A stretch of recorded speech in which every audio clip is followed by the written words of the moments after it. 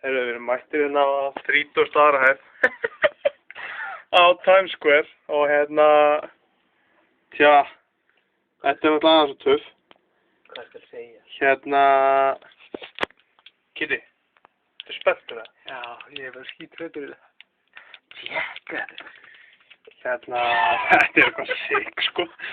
Það er já, við erum bara að Stardust þarna niðri og við erum búin að sjá okkur á strípiklúbba og það er eitthvað mikið að gerast hérna, sko. Og við ætlum að fara núna eftir að kíkja aðeins á Rockefeller, sjá vonandi jólatréð og